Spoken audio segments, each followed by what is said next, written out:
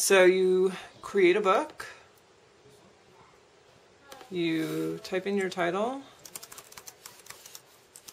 call it Beth and Annie, although I think we still have this bug. And this is some of the new stuff we added, so you can choose your pricing. You basically choose which size book you're building, and that will set the price. We're going on an honor system for the first beta just because we can launch and be okay with that. And then you pick, so this woman sent me all of her, contents, chapters, everything. So you choose your cover art, which has to be a JPEG. And then you add all your documents, and right now you have to add them in the right order, but that'll be fixed before we actually launch. And so you can change beta. The order if you want? Okay. You'll be able to. You can't right now with this particular build, but you will be able to. But you can upload multiples, and then we kind of show you the progress of it coming in. Once you're done, you just click Create. And this will take you into the editor that we have.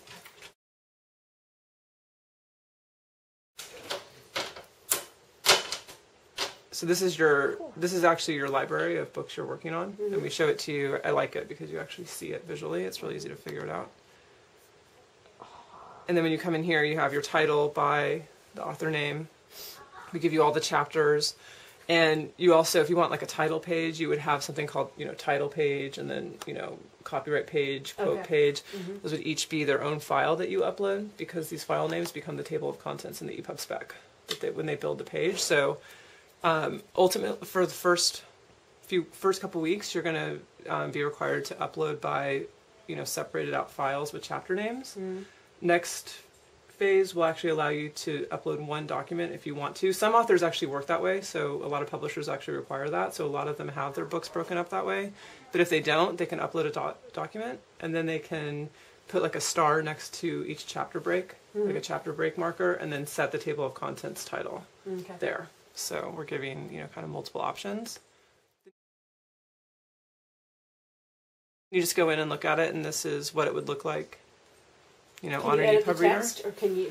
Here's the crazy thing. We just launched this last night, actually, so I'm really excited because it's new for us. But yes, you can. So you come into this, you switch to edit mode. Wow, nice. Do that. Left justify, centered, right justify, link. God. And this will ultimately, right now we only,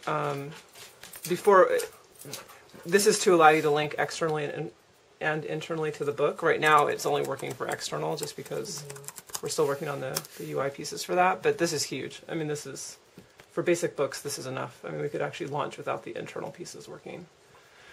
Or like you go to a different page or something. But that's how you'll do it. And then these are going to go away because Chrome actually doesn't support, and it's not useful really anyway, like defining headers. Oh. So, but the nice thing is, the real big thing is that you can actually bold and unbold.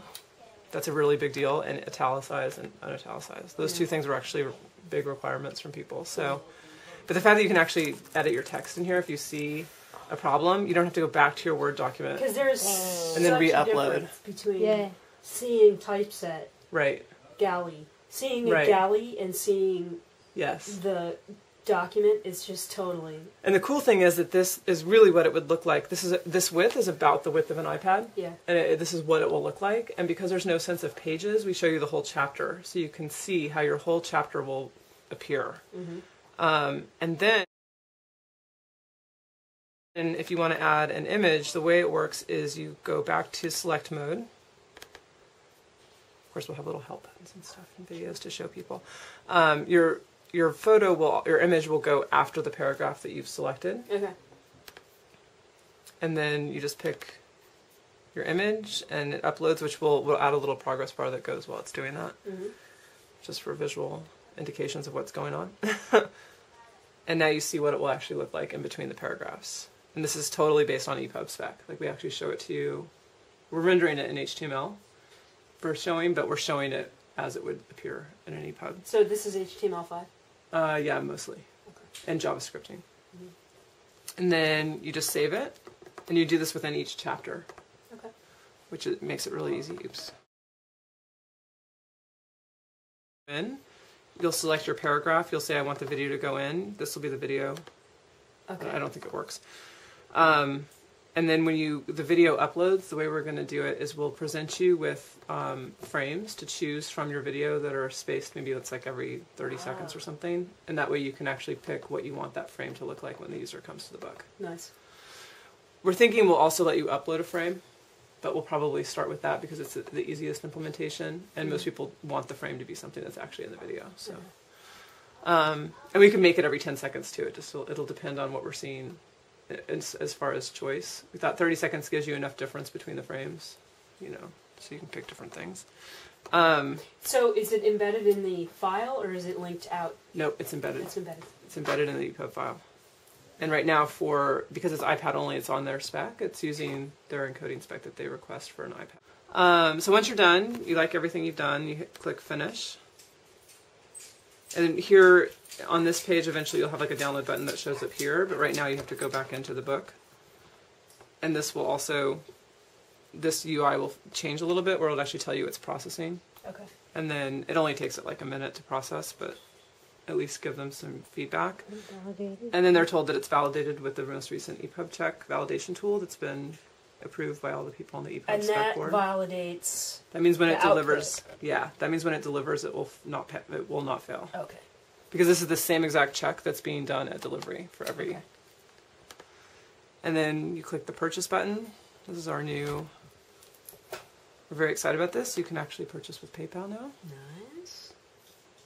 Or with Google Checkout or whatever it's called. Right, on this one. So then you come back, and then now that you've paid, you actually have a download button. And you download the file, and that's it. Wow.